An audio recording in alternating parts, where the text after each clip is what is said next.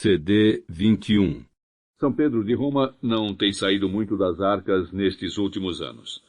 É que, ao contrário do que geralmente acredita o vulgo ignaro, os reis são tal e qual os homens comuns. Crescem, amadurecem, variam-se-lhes os gostos com a idade, quando por comprazimento público se não ocultam de propósito, outros por necessidade política se vão às vezes fingindo.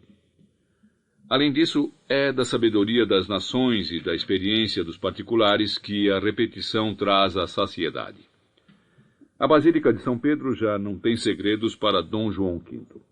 Poderia armá-la e desarmá-la de olhos fechados, sozinho ou com ajuda, começando pelo norte ou pelo sul, pela colunata ou pela abside, peça por peça ou em partes conjuntas. Mas o resultado final é sempre o mesmo. Uma construção de madeira, um legos, um mecano, um lugar de fingimento onde nunca serão rezadas missas verdadeiras, embora Deus esteja em todo lado. O que vale, ainda assim, é prolongar-se o homem nos filhos que tem. E se é certo que, por despeito de velho ou vizinhança desse estado, nem sempre estima ver continuados atos seus que tenham sido pedra de escândalo ou argueiro por de mais visível. Igualmente sucede deleitar-se o homem quando persuade os filhos a repetirem alguns gestos seus, alguns passos de vida, palavras até, assim, em aparência, recuperando novo fundamento o que ele próprio foi e fez. Os filhos, claro está, fingem. Por outros dizeres, oxalá mais claros, não sentindo Dom João V já gosto que valha o trabalho de armar a Basílica de São Pedro, ainda encontrou modo indireto de o reaver, no mesmo movimento provando o seu amor paternal e real, ao chamar a virem auxiliá-lo seus filhos Dom José e Dona Maria Bárbara. De ambos se falou já, de ambos se tornará a falar. Agora dela ficando apenas dito que, coitada, a desfiguraram muito as bexigas. Mas têm as princesas tanta sorte que não perdem casamento por serem bexigosas e feias. Assim convenha à coroa do senhor seu pai. Claro que nisto de armar São Pedro de Roma não fazem os infantes muita força. Se Dom João V tinha camaristas que o ajudavam a levantar e assentar a cúpula de Miguel Ângelo, a propósito, se recordando como profeticamente ressoou a grande arquitetura na noite em que o rei foi ao quarto da rainha, maior ajuda necessitam as fracas crianças, ela de 17 anos, ele de 14.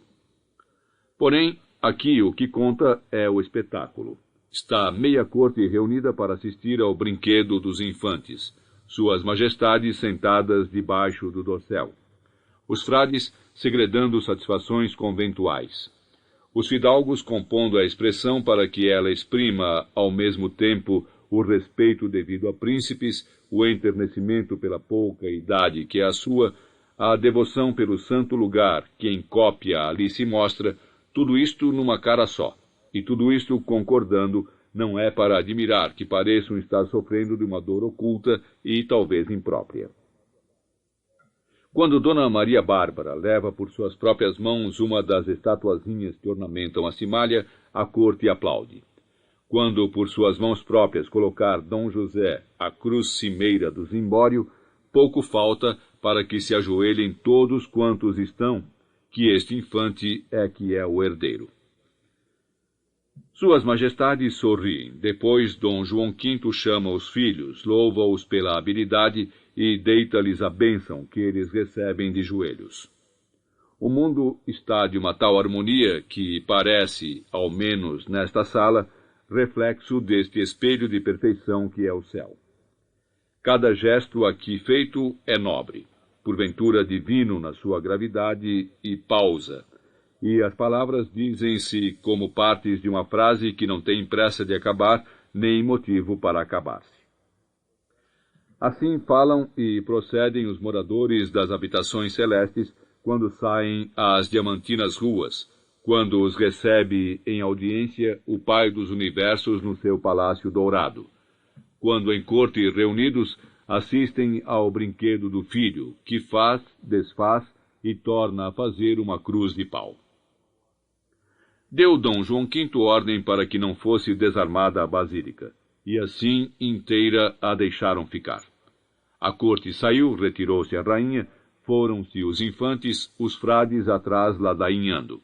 Agora está o rei medindo gravemente com o olhar a construção, enquanto os fidalgos de semana fazem por imitar-lhe a gravidade. É sempre o mais seguro. Não menos que meia hora permaneceram rei e acompanhantes nesta contemplação. Dos pensamentos dos camaristas não cuidemos averiguar. Sabe-se lá o que estará passando por aquelas cabeças. A impressão de cãibra numa perna, a lembrança da cadela preferida que deve parir amanhã, a abertura na alfândega dos fardos vindos de Goa, o súbito apetite de caramelos, a mãozinha macia da freira à grade do convento, a comichão por baixo da cabeleira, tudo quanto se quiser, exceto a sublimidade do pensamento real, que era este. Quero ter uma basílica igual na minha corte. Por esta não esperávamos nós. No dia seguinte, Dom João V mandou chamar o arquiteto de Mafra, um tal João Frederico Ludovici, que é alemão escrito à portuguesa, e disse-lhe sem outros rodeios: é minha vontade que seja construída na corte uma igreja como a de São Pedro de Roma. E, tendo assim dito, olhou severamente o artista. Ora, a um rei nunca se diz não. E este Ludovici, que enquanto viveu em Itália se chamou Ludovisi, assim já por 2 vezes abandonando o nome familiar de Ludwig, sabe-se que uma vida, para ser bem-sucedida, haverá de ser conciliadora, sobretudo por quem a viva entre os degraus do altar e os degraus do trono. Porém, há limites. Este rei não sabe o que pede, é tolo, é nécio, se julga que a simples vontade, mesmo real, faz nascer um Bramante, um Rafael, um Sangalo, um Peruzzi, um Buonarroti, um Fontana, um Della Porta, um Maderno. Se julga que basta vir dizer-me a mim, Ludwig, ou Ludovici, ou Ludovici, se é para orelhas portuguesas. Quero São Pedro, e São Pedro aparece feito, quando eu o que sei fazer é só Mafras. Artista sou, é verdade, e muito vaidoso, como todos. Mas conheço a medida do meu pé, e também o jeito desta terra, onde há 28 anos vivo. Muita poupança, pouca perseverança. O que é preciso é dar-lhe a boa resposta, aquela não que mais lisonjeia do que o sim lisonjearia, ainda por cima trabalhoso, que Deus me livre dessa. A vontade de Vossa Majestade é digna do grande rei que mandou edificar Mafra. Porém, as vidas são breves, Majestade. E São Pedro, entre a bênção da primeira pedra e a consagração, consumiu 120 anos de trabalhos e riquezas. Vossa Majestade, que eu saiba, nunca lá esteve. Julga pelo modelo de armar que aí tem. Talvez nem daqui a 240 anos o conseguíssemos. Estaria Vossa Majestade morta. Mortos estariam vossos filhos, neto, bisneto, trineto e tetraneto. O que eu pergunto, com todo o respeito, é se vale a pena estar a construir uma basílica que só ficará terminada no ano 2000, supondo que nessa altura ainda há mundo. No entanto, Vossa Majestade decidirá. De haver ainda mundo? Não, Majestade. De outra vez se fazer São Pedro em Lisboa, embora a mim me pareça ser mais fácil chegar o mundo ao seu fim que repetir-se a Basílica de Roma. Hei de então não satisfazer esta minha vontade. Vossa Majestade viverá eternamente na lembrança dos vossos súditos, eternamente viverá na glória dos céus. Mas a memória não é bom terreno para nela se abrirem alicerces, antes vão caindo aos poucos as paredes, e os céus são uma só igreja, onde São Pedro de Roma não faria mais vulto que um grão de areia. Se assim é, por que construímos nós igrejas e conventos na terra? porque não compreendemos que a terra já era uma igreja e um convento, lugar de fé e de responsabilidade, lugar de clausura e de liberdade. Entendo mal o que estou a ouvir, e eu não entendo bem o que estou a dizer, mas para voltar ao caso, se Vossa Majestade quer chegar ao fim da vida, vendo ao menos levantado um palmo de parede, tem de dar já as necessárias ordens, senão nunca passará dos caboucos. Tão pouco assim viverei? A obra é longa, a vida é curta. Podiam ficar a falar o resto do dia, mas Dom João V, que em geral não admite resistências ao seu arbítrio, caiu em melancolia ao ver, na imaginação, o mortuário cortejo dos seus descendentes, filho, neto, bisneto, trineto, tetraneto, morrendo cada um deles sem ver a obra acabada. Para isto, nem vale a pena começar. João Frederico Ludovici disfarça o contentamento. Já percebeu que não haverá São Pedro de Lisboa. Para trabalho, bastam-lhe a capela mor da Sé de Évora e as obras de São Vicente de Fora, que são coisas à escala portuguesa. Tudo se quer na sua conta.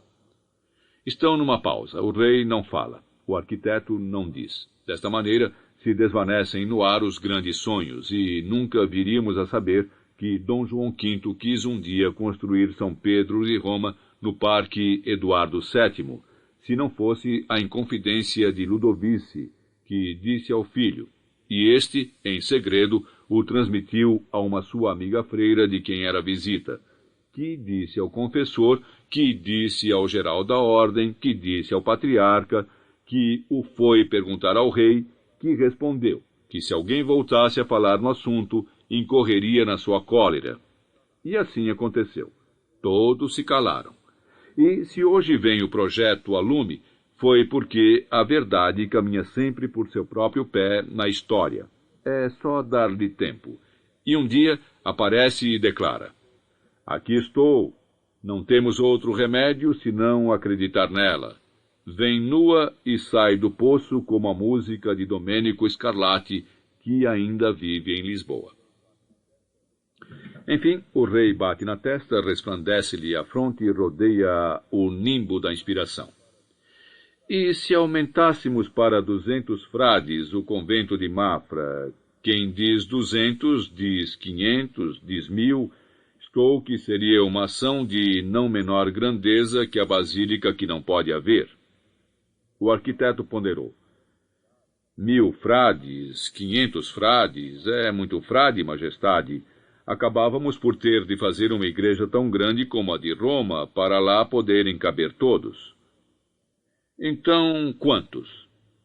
Digamos 300, e mesmo assim já vai ser pequena para eles a basílica que desenhei, e está a ser construída com muitos vagares, se me é permitido o reparo.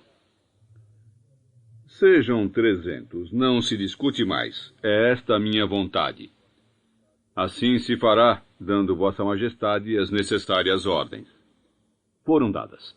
Mas primeiro se juntaram, em outro dia, o rei com o provincial dos franciscanos da Rábida, o almoxarife, e, novamente, o arquiteto. Ludovici levou seus desenhos, estendeu-os sobre a mesa, explicou a planta. Aqui é a igreja. Para norte e sul, estas galerias e estes torreões são o Palácio Real. Da parte de trás, ficam as dependências do convento. Ora, para satisfazer as ordens de Sua Majestade, teremos de construir, ainda mais atrás, outros corpos. Há aqui um monte de pedra rija que vai ser o cabo dos trabalhos minar e rebentar.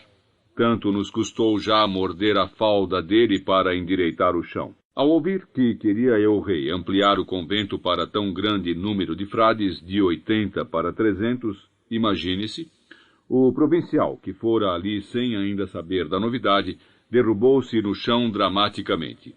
Beijou com abundância as mãos da majestade, e enfim declarou com a voz estrangulada: Senhor, ficai seguro de que, neste mesmo momento, está Deus mandando preparar novos e mais suntuosos aposentos no seu paraíso, para premiar quem na terra o engrandece e louva em pedras vivas. Ficai seguro de que por cada novo tijolo que for colocado no convento de Mafra, uma oração será dita em vossa intenção, não pela salvação da alma, que vos está garantidíssima pelas obras, mas sim como flores da coroa com que haveis de apresentar-vos perante o Supremo Juiz. Queira Deus que só daqui por muitos anos, para que não esmoreça a felicidade dos vossos súditos e perdure a gratidão da Igreja e ordem que sirvo e represento. Dom João V levantou-se da sua cadeira, beijou a mão do provincial, humildando o poder da terra ao poder do céu, e quando se tornou a sentar, repetiu-se-lhe o halo em redor da cabeça. Se este rei não se acautela, acaba santo. O almoxarife enxuga os olhos úmidos de boa lágrima. Ludovice conserva a ponta do dedo indicador da mão direita sobre o lugar da planta que figura o tal monte que tanto vai custar a arrasar. O provincial levanta os olhos ao teto, suposto representar aqui o empíreo. E a todos os três o rei olha sucessivamente, grande, pífio, pio, fidelíssimo que há de ser. Isto é o que se lê no rosto magnânimo. Não é todos os dias que se ordena a ampliação de um convento de 80 frades para 300. O mal e o bem à face vêm, diz o povo. Neste caso de hoje, veio o melhor. Retirou-se, rasando vénias, João Frederico Ludovice para ir reformar os desenhos. Recolheu-se o provincial à província para ordenar os atos congratulatórios adequados e dar a boa nova. Ficou o rei, que está em sua casa, agora esperando que regresse o almoxarife que foi pelos livros da escrituração. E quando ele volta, pergunta-lhe, depois de colocados sobre a mesa os enormes infólios. Então, diz-me lá como estamos de deve e haver. O guarda-livros leva a mão ao queixo, parecendo que vai entrar em meditação profunda. Abre um dos livros como para citar uma decisiva verba, mas emenda ambos os movimentos e contenta-se com dizer: Saiba, Vossa Majestade, que haver, havemos cada vez menos, e dever, devemos cada vez mais. Já o mês passado me disseste o mesmo, e também o outro mês, e o ano que lá vai. Por este andar, ainda acabamos por ver o fundo ao saco, Majestade. Está longe daqui o fundo dos nossos sacos, um no Brasil, outro na Índia. Quando se esgotarem, vamos sabê-lo com tão grande atraso que poderemos então dizer, afinal, estávamos pobres e não sabíamos. Se Vossa Majestade me perdoa o atrevimento, eu ousaria dizer que estamos pobres e sabemos. Mas, graças sejam dadas a Deus, o dinheiro não tem faltado. Pois não, e a minha experiência contabilística lembra-me todos os dias que o pior pobre é aquele a quem o dinheiro não falta. Isso se passa em Portugal, que é um saco sem fundo. Entra-lhe o dinheiro pela boca e sai-lhe pelo cu. Com perdão de Vossa Majestade. Riu o rei. Essa tem muita graça, sim, senhor. Queres tu dizer na tua que a merda é dinheiro? Não, Majestade, é o dinheiro que é merda. E eu estou em muito boa posição para o saber de cócoras, que é como sempre deve estar quem faz as contas do dinheiro dos outros. Este diálogo é falso, apócrifo, calunioso e também profundamente imoral. Não respeita o trono nem o altar. Põe um rei e um tesoureiro a falar como arrieiros em taberna. Só faltava que os rodeassem inflamâncias de maritornes. Seria um desbocamento completo. Porém, isto que se leu é somente a tradução moderna do português de sempre, posto o que disse o rei. A partir de hoje passas a receber vencimento dobrado para que te não custe tanto fazer força. Beijo as mãos de Vossa Majestade, respondeu o guarda-livros. Mesmo ainda antes de terminar, João Frederico Ludovici os desenhos do convento acrescentado, galopou um correio real para Mafra com ordens imperiosas de que imediatamente se começasse a arrasar o monte, assim se ganhando algum tempo. Apeou-se o correio à porta da vedoria geral, mais a escolta. Sacudiu-se da poeira, subiu a escada, entrou pelo salão. O doutor Leandro de Melo, era este o nome do vedor. Eu sou, lhe diz o tal senhor. Trago cartas de Sua Majestade em grande velocidade. Aqui estão. E passe-me vossa mercê recibo e quitação, que à corte volto logo. Não me tarde. Assim se fez. Foram-se o correio e a escolta, agora a passo. E o vedor abriu as suas ordens, depois de reverentemente ter beijado o selo. Mas quando acabou de as ler, empalideceu, tanto que o subvedor julgou que vinha ali destituição de cargo, com o que talvez pudesse aproveitar a sua própria carreira. Mas logo se desenganou. Já o doutor Leandro de Melo se levantava, já dizia: vamos à obra, vamos à obra. E em poucos minutos se reuniram o tesoureiro, o mestre dos carpinteiros, o mestre dos alvenéus, o mestre dos canteiros, o abegão mor, o engenheiro das minas, o capitão da tropa, todos quantos em Mafra tinham vara de mando. E, estando reunidos, falou-lhes o vedor geral. Senhores, Sua Majestade determinou, em sua piedade e alargada sabedoria, que seja aumentada a lotação do convento para 300 frades, e que desde logo se comecem as obras de arrasamento do monte que está à nascente, por ser aí que se levantará o novo corpo de construção, consoante medidas aproximadas que vêm nestas cartas. E como as ordens de Sua Majestade são para se cumprir, vamos todos à obra ver como se há de pôr mão na empresa.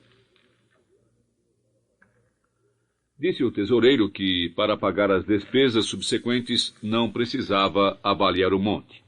Disse o mestre dos carpinteiros que o seu ofício era madeira, apara e serradura.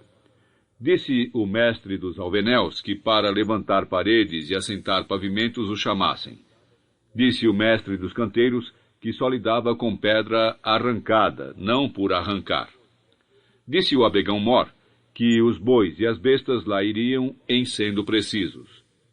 E estas respostas, que parecem de gente indisciplinada, não só de gente sensata, de que serviria ir todo este pessoal olhar um monte, quando bem sabiam qual e quanto ia custar a arrancar de lá.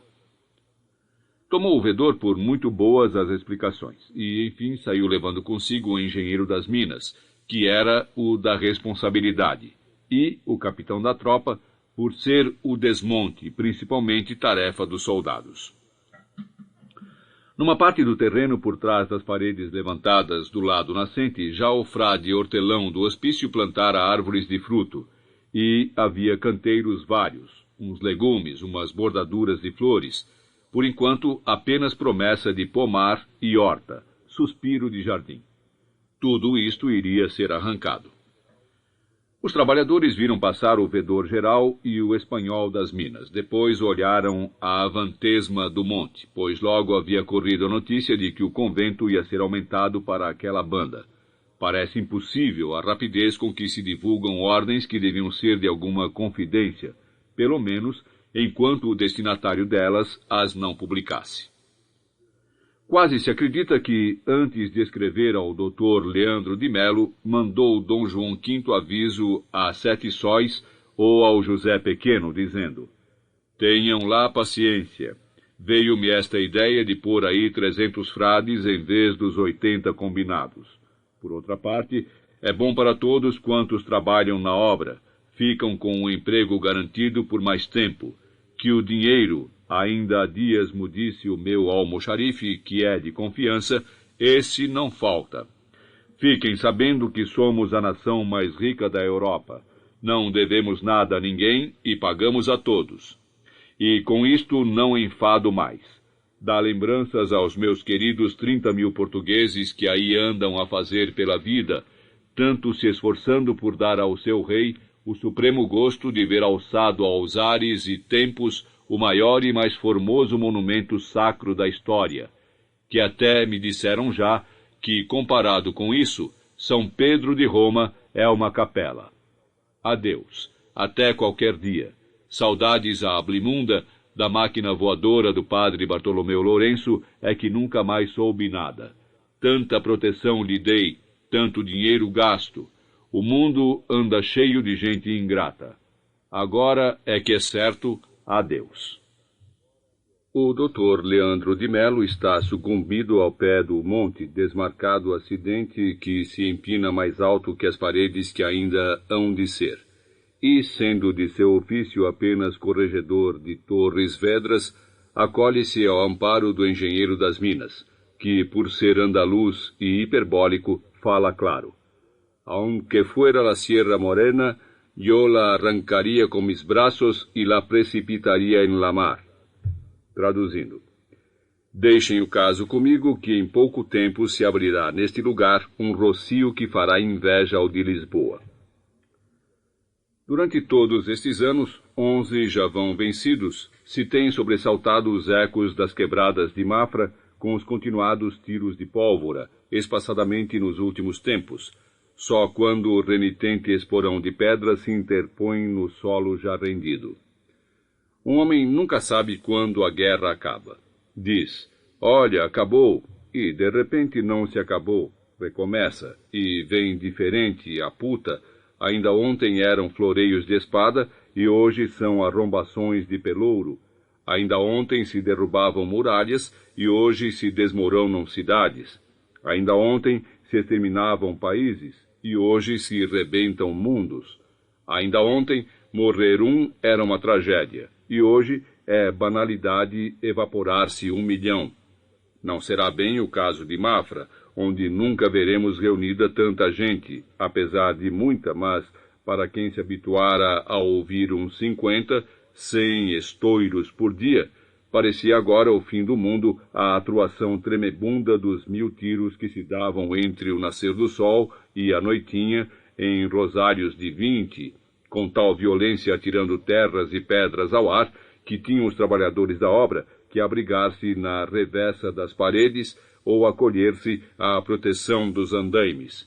E mesmo assim, alguns ficaram feridos, para não falar daquelas 5 minas que rebentaram inesperadamente e fizeram em pedaços 3 homens inteiros. Sete Sóis ainda não respondeu ao rei. Vai adiando sempre. Acanha-se de pedir a alguém que lhe escreva a missiva. Mas, se um dia vence a vergonha, assim é que notará. Meu querido rei, cá recebi a sua carta, e nela vi tudo quanto tinha para me dizer. O trabalho aqui não tem faltado.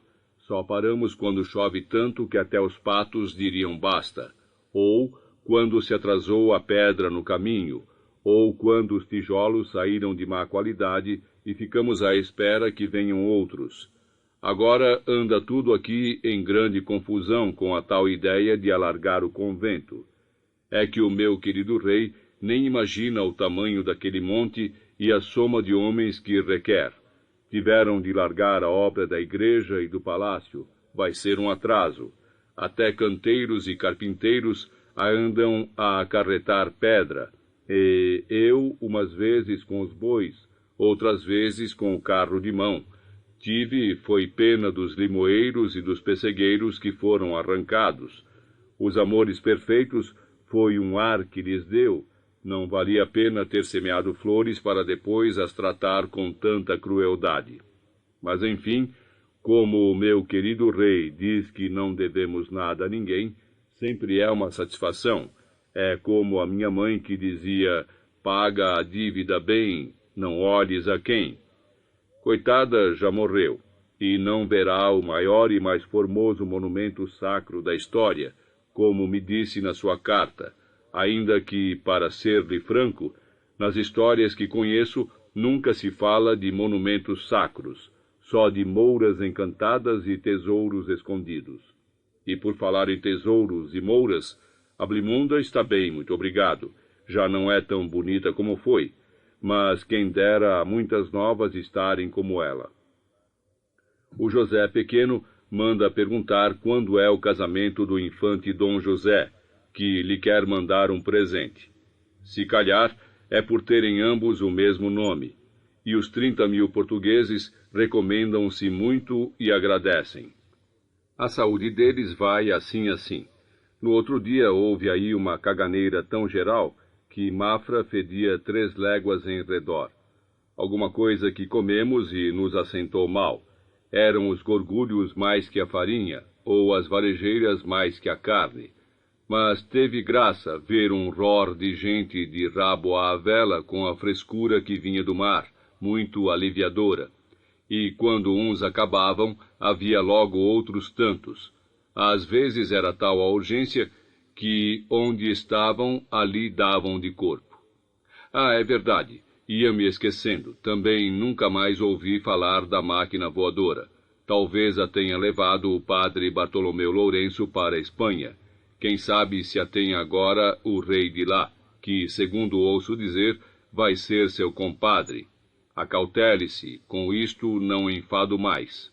Lembranças à rainha, adeus, meu querido rei, adeus. Esta carta nunca foi escrita, mas os caminhos da comunicação das almas são muitos, quantos ainda misteriosos, e de tantas palavras que Sete Sóis não chegou a ditar, algumas foram ferir o coração do rei, tal como aquela fatal sentença que, para aviso de Baltazar, apareceu gravada a lume numa parede, pesado, contado, dividido. Esse Baltazar não é o Mateus que conhecemos, mas sim aquele outro que foi rei de Babilônia, e que, tendo profanado num festim os vasos sagrados do templo de Jerusalém, por isso veio a ser punido, morto às mãos de Ciro, que para a execução dessa divina sentença tinha nascido. As culpas de Dom João V são outras, se alguns vasos profanas são os das esposas do Senhor. Mas elas gostam, e Deus não se importa. Adiante. Aos ouvidos de Dom João V, o que soou como um dobre foi aquela passagem quando Baltazar, falando da mãe, muito a lastima por já não poder ver o maior e mais formoso dos monumentos sacros, Mafra.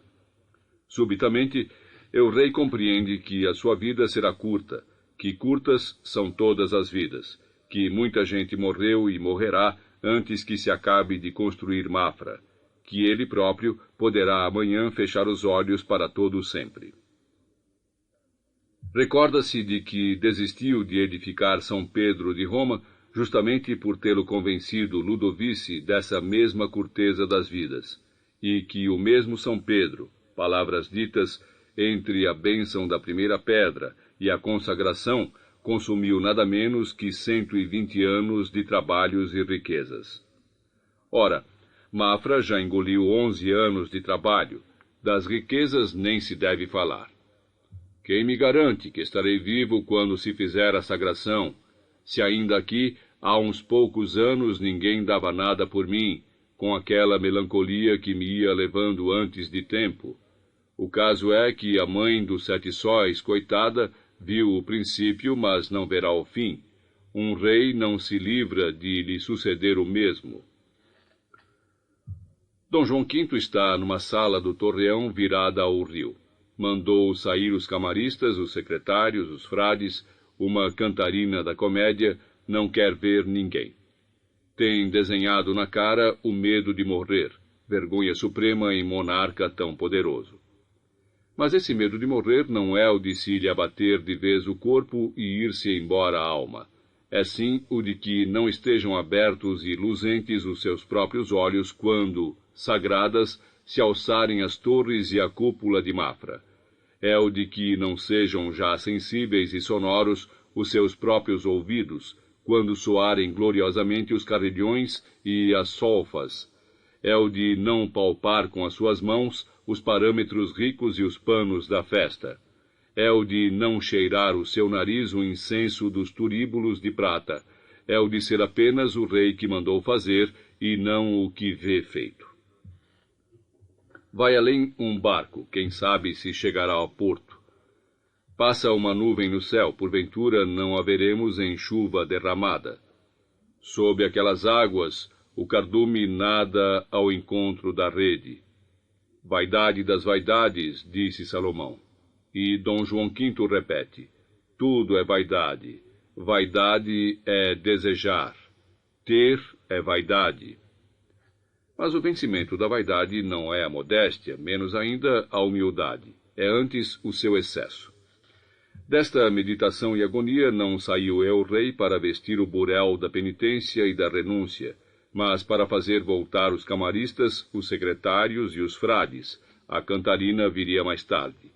A estes perguntando se era realmente verdade, consoante julgava saber, que a sagração das basílicas se deve fazer aos domingos. E eles responderam que sim, segundo o ritual. E então el-rei mandou apurar quando cairia o dia do seu aniversário, 22 de outubro, a um domingo, tendo os secretários respondido, após cuidadosa verificação no calendário, que tal coincidência se daria daí a 2 anos, em 1730. Então, é nesse dia que se fará a sagração da Basílica de Mafra. Assim o quero, ordeno e determino. E quando isto ouviram, foram os camaristas beijar a mão do seu senhor. Vós me direis qual é mais excelente, se ser do mundo rei, se desta gente. Deitaram reverentemente alguma água na fervura, João Frederico Ludovici e o doutor Leandro de Melo, chamados à pressa de Mafra, aonde o primeiro tinha ido e onde o segundo assistia, os quais, com a memória fresca do que lá viam, disseram que o estado da obra não consentia tão feliz previsão, tanto no que tocava ao convento, cujo segundo corpo se ia levantando lentamente de paredes, como à igreja, por sua natureza de delicada construção, um assembramento de pedras que não poderia ser feito à ligeira. Vossa Majestade o sabe melhor que ninguém, se tão harmoniosamente concilia e equilibra as partes de que se forma a nação. Carregou-se o sobressenho de Dom João V, porque a cansada lisonja em nada o aliviara, e indo abrir a boca para responder com secura, preferiu chamar outra vez os secretários e perguntar-lhes em que data voltaria a cair a um domingo o seu aniversário, passada esta de 1730, pelos vistos não bastante prazo. Trabalharam eles afanosamente as suas aritméticas, e com alguma dúvida responderam que o acontecimento tornaria a dar-se 10 anos depois, em 1740. Estavam ali 8 ou 10 pessoas, entre rei, Ludovici, Leandro, secretários e fidalgos de semana. E todos acenaram gravemente a cabeça, como se o próprio Halley tivesse acabado de explicar a periodicidade dos cometas, as coisas que os homens são capazes de descobrir. Porém, Dom João V teve um pensamento negro. Viu-se-lhe e faz rápidas contas mentais com a ajuda dos dedos. Em 1740 terei 51 anos, e acrescentou lugubremente, se ainda for vivo. E por alguns terríveis minutos tornou a subir este rei ao Monte das Oliveiras. Ali se agoniou com o medo da morte e o pavor do roubo que lhe seria feito. Agora acrescentando um sentimento de inveja. Imaginar seu filho, já rei, com a rainha nova que está para vir de Espanha, gozando ambos as delícias de inaugurar e ver sagrar Mafra, enquanto ele estaria apodrecendo em São Vicente de Fora, perto do infantezinho Dom Pedro, morto tão pequenino da brutalidade do desmame. Estavam circunstantes olhando o rei, Ludovici com alguma curiosidade científica, Leandro de Melo indignado contra a idade da lei do tempo que nem as majestades respeita, os secretários duvidando de terem acertado nos bissextos, os camaristas avaliando as suas próprias probabilidades de sobrevivência. Todos esperavam. E então Dom João V disse: a sagração da Mafra será feita no dia 22 de outubro de 1730. Tanto faz que o tempo sobre, venha sol ou venha chuva, caia a neve ou sopre o vento, nem que se alague o mundo ou lhe dê o tranglomango. Tirando as expressões enfáticas, esta mesma ordem já fora dada antes. Parece não ser mais que uma declaração solene para a história, como aquela tão conhecida. Pai, nas tuas mãos entrego o meu espírito. Ora, toma, afinal, Deus não é maneta, não senhor. Andou aí o padre Bartolomeu Lourenço em domésticos sacrilégios, afastando Baltazar Sete Sóis do reto caminho, quando bastaria ter ido perguntar ao filho, obrigação de saber quantas mãos o pai tem. Mas, ao que Dom João V já disse, se deverá acrescentar agora o que vem de sabermos nós quantas mãos os filhos sujeitos têm e para que servem eles e elas. Ordeno que a todos os corregedores do reino se mande que reúnam e enviem para Mafra quantos operários se encontrarem nas suas jurisdições, sejam eles carpinteiros, pedreiros ou braçais, retirando-os ainda que por violência dos seus mestres e que sob nenhum pretexto os deixem ficar, não lhes valendo considerações de família, dependência ou anterior obrigação, porque nada está acima da vontade real, salvo a vontade divina, e a esta ninguém poderá invocar, que o fará em vão, porque precisamente para serviço dela se ordena esta providência. Tenho dito. Ludovice acenou a cabeça gravemente, como quem acabasse de verificar a regularidade de uma reação química. Os secretários escrituraram velocíssimas notas. Os camaristas entreolharam-se e sorriram. Isto é que é um rei. O Dr. Leandro de Melo estava a salvo desta nova obrigação, porque na sua comarca já não havia quem trabalhasse em ofícios que não servissem o convento, por via direta ou indireta. Foram as ordens, vieram os homens. De sua própria vontade alguns, aliciados pela promessa de bom salário, por gosto de aventura outros, por desprendimento de afetos também, à força quase todos. Deitava-se o pregão nas praças, e sendo escasso o número de voluntários, ia o corregedor pelas ruas, acompanhado dos quadrilheiros. Entrava nas casas, empurrava os cancelos dos quintais, saía ao campo a ver onde se escondiam os relapsos. Ao fim do dia juntava 10, 20, 30 homens. E, quando eram mais que os carcereiros, estavam-nos com cordas, variando o modo, ora presos pela cintura uns nos outros, ora com pescoceira, ora ligados pelos tornozelos como galés ou escravos. Em todos os lugares se repetia a cena. Por ordem de Sua Majestade, vais trabalhar na obra do convento de Mafra. E se o corregedor era zeloso, tanto fazia que estivesse o requisitado na força da vida como já lhe escorregasse o rabo da tripeça, ou pouco mais fosse que menino. Recusava-se o homem primeiro, fazia-se menção de escapar, apresentava pretextos, a mulher no fim do tempo, a mãe velha, um rancho de filhos, a parede em meio, a arca por confortar, o alqueire necessário, e se começava a dizer as razões, não as acabava. Deitavam-lhe a mão os quadrilheiros, batiam-lhe se resistia, muitos eram metidos ao caminho a sangrar. Corriam as mulheres, choravam, e as crianças acresciam o alarido. Era como se andassem os corregedores a aprender para a Índia.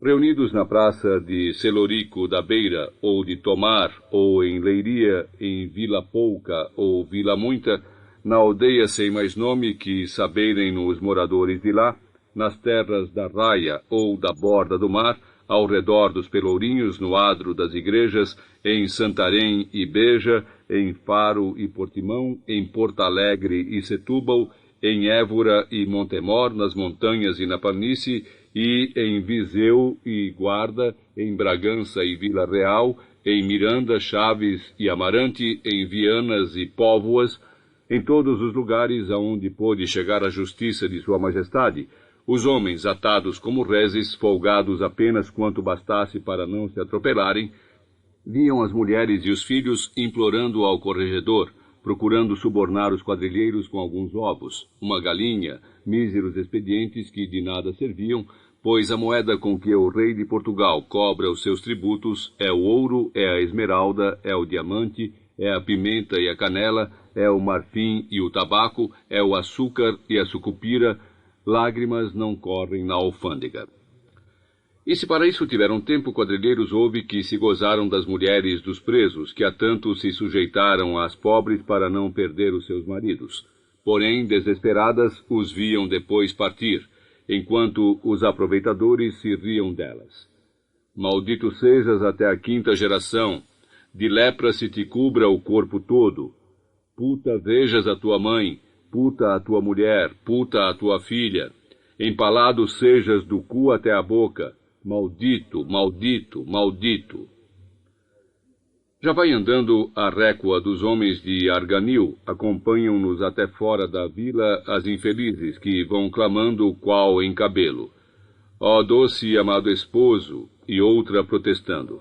Ó filho, a quem eu tinha só para refrigério e doce amparo desta cansada já velhice minha.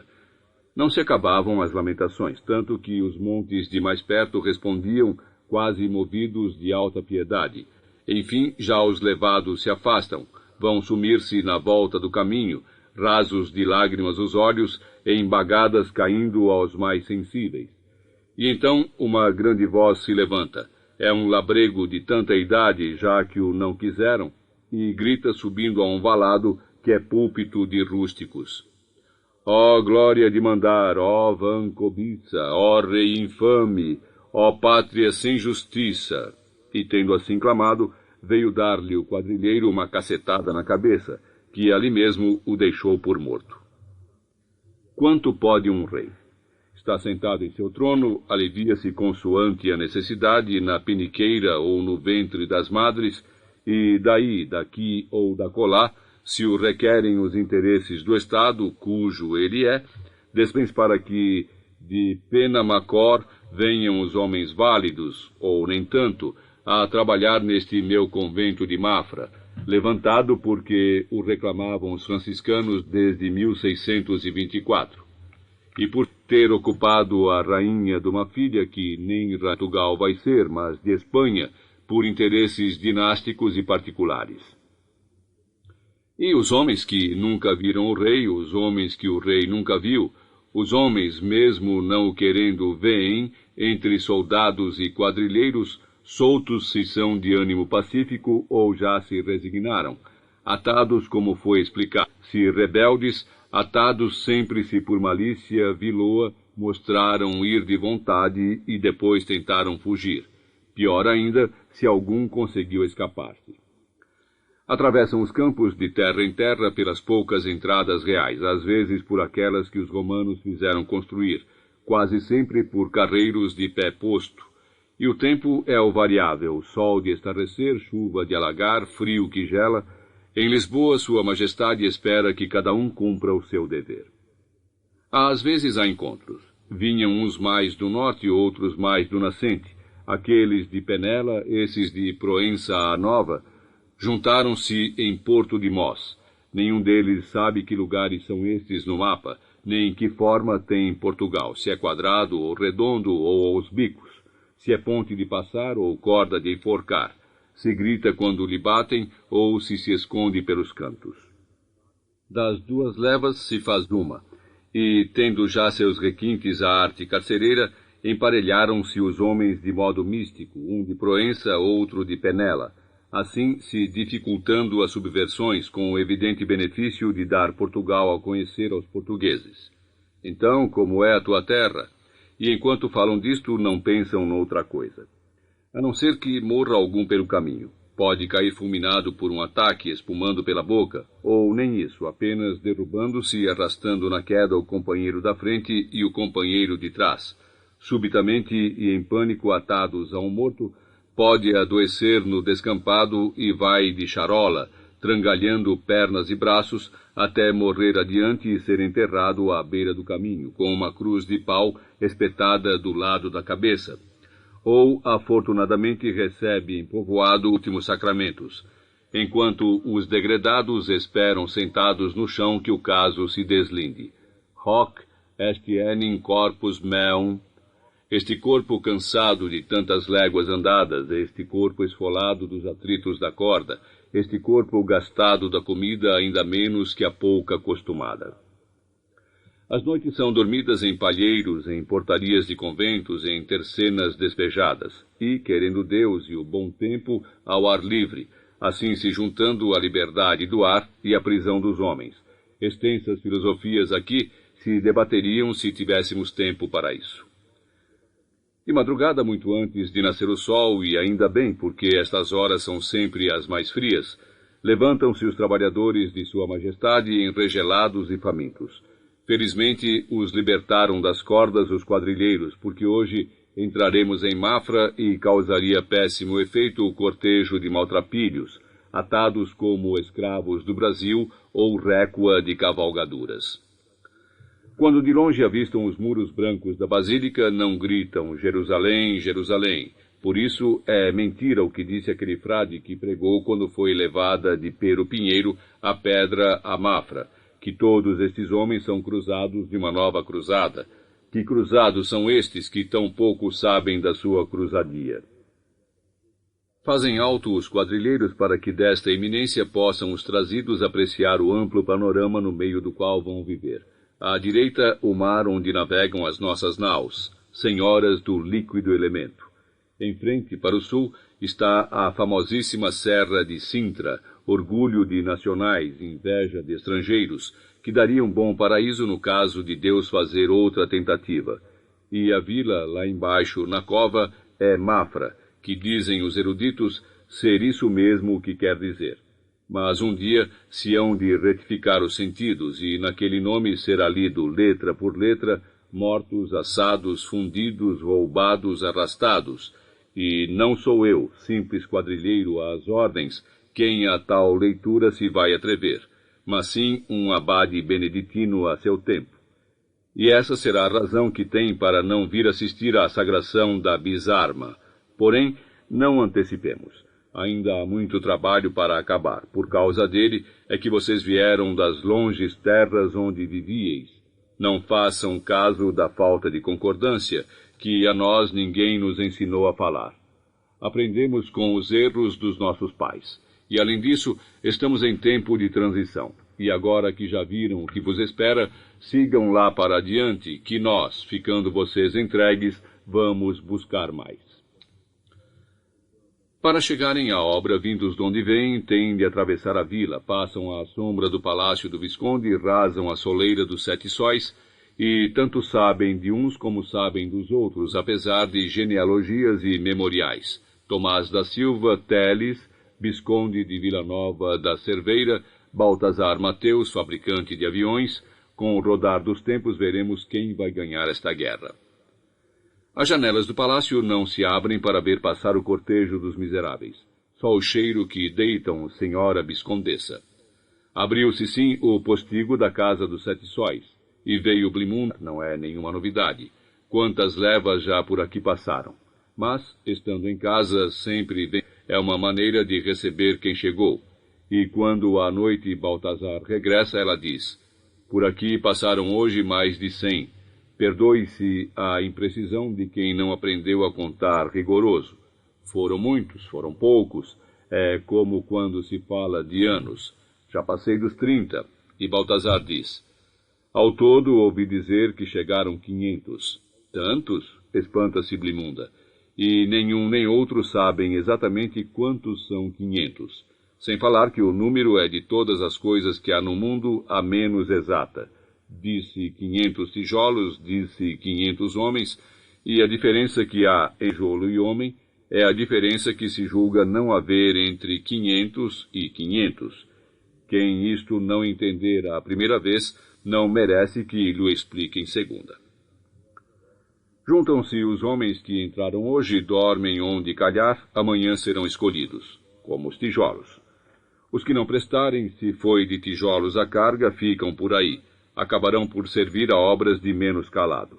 Não faltará quem os aproveite. Mas, se foram homens, mandam-nos embora, em hora boa ou hora má. Não serves, volta para a tua terra. E eles vão por caminhos que não conhecem, perdem-se, fazem-se vadios, morrem na estrada. Às vezes roubam, às vezes matam, às vezes chegam.